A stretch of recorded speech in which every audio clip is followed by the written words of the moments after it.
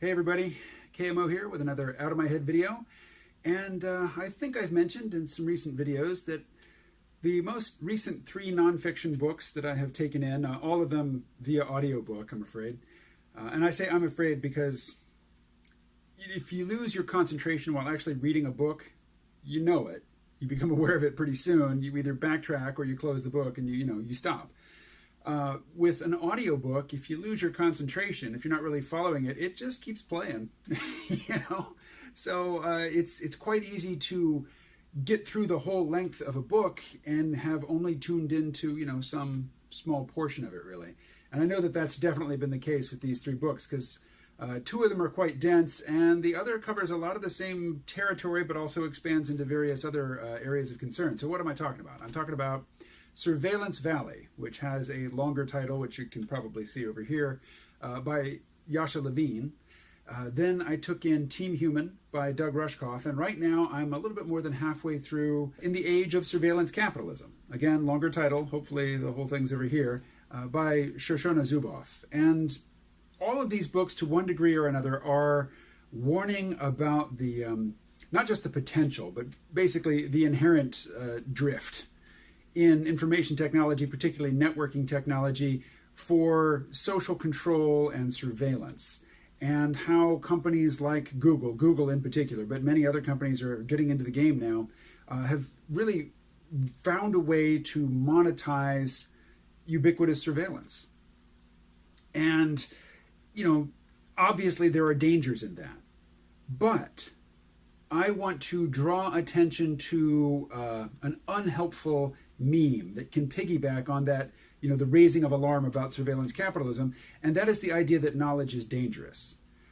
I call bullshit on the whole notion of dangerous knowledge. There might be some things that you're safer not knowing about, but I expect that in the grand totality of the universe is a very small set of things that, for the most part, ignorance is more dangerous than knowledge.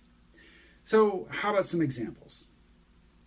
I don't wear a Fitbit, but someday I think I'd like to. Once the software, and if you could call it that, the AI that looks at the data, analyzes it, and takes action based on that, is smarter and clearly directed toward my benefit.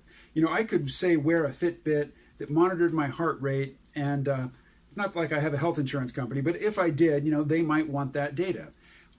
Personally, I would be anxious to demonstrate to them that, I go to the gym fairly regularly, that I have a fairly active lifestyle, even though I'm, here in my apartment a lot, but still I am physically active. I can't say that my diet is great, but it's not horrible, particularly compared to the standards of the standard industrial eater in this society. So, I think that something that were to monitor my vitals and also monitor my activity and monitor the healthfulness of my lifestyle, I think would reflect well on me. It's not anything I fear. But surely it would suck to get an email, say, or a voicemail. A voicemail, I think, would be worse, telling you that you've been dropped from your insurance because of your poor lifestyle habits, which, your insurance company, you didn't authorize your insurance company to monitor you, but Google monitors you pretty well, and they have struck a deal with your insurance company. They are going to report the people with bad lifestyles, the poor actuarial risks to the various insurance companies. Google's going to profit off that. The insurance company's going to profit because they are going to drop you, a bad risk, or they're going to reprice that risk premium that they demand of you, which is to say, the bill that you pay, your premium for your insurance. Or perhaps they would increase your copays or something like that. But, that would suck to have information collected about you and, a profile built on you using information collected from various sources to disadvantage you.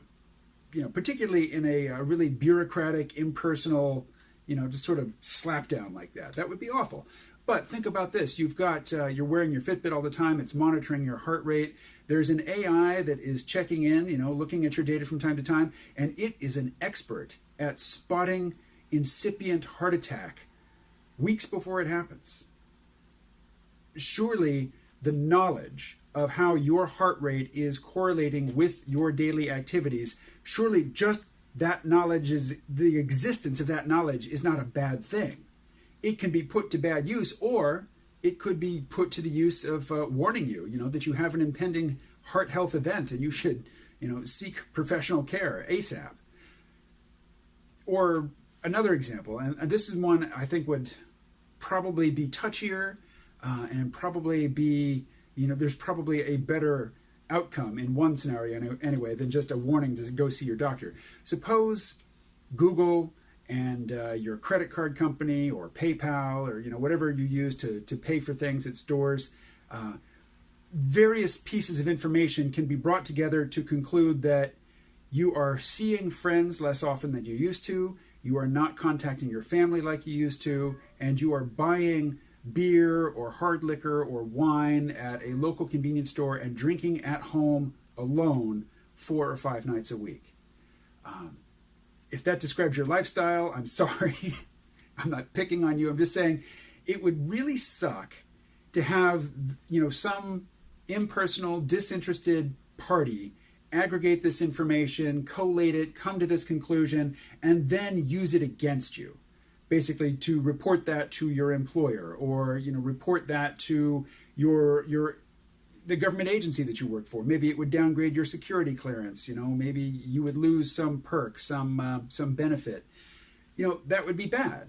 That would really suck. But imagine if that information were given to your AI assistant, who then went and installed in itself a therapist module, and very unobtrusively, and without challenging you on it, and without scolding you, without making you, feel ashamed, the AI just started asking you a few questions and getting you talking about what it is that's got you not maintaining social contacts and becoming dependent on alcohol.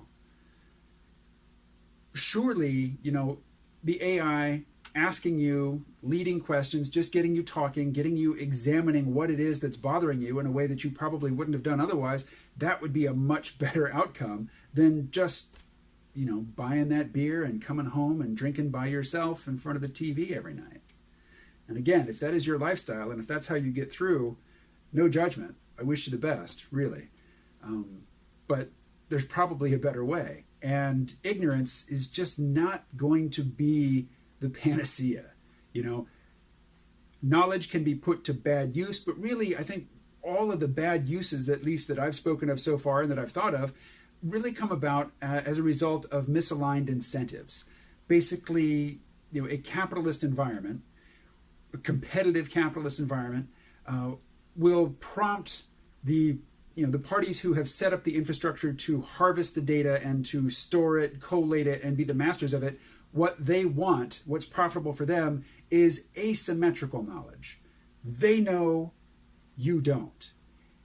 That's a moral hazard for the people who know. That basically puts them in the position, it just puts them in a position of temptation. They will be tempted to misuse this asymmetrically shared knowledge. But if the knowledge were more available, or if the incentives introduced by the style of capitalism that rules the world right now were different, that knowledge could well be good. So I think anytime you hear a suggestion that knowledge itself is dangerous, that should be your cue to start looking at the motivations, the snooping in, basically, looking into the motivations of the person who's saying it. They probably agree with you on some points, but they probably hold some viewpoints that, if you really dig down on them, you'll find are unhelpful and ones that you don't want to take into your own psyche unexamined. All right. That is all for this video. Thank you very much for watching. I will talk to you again tomorrow.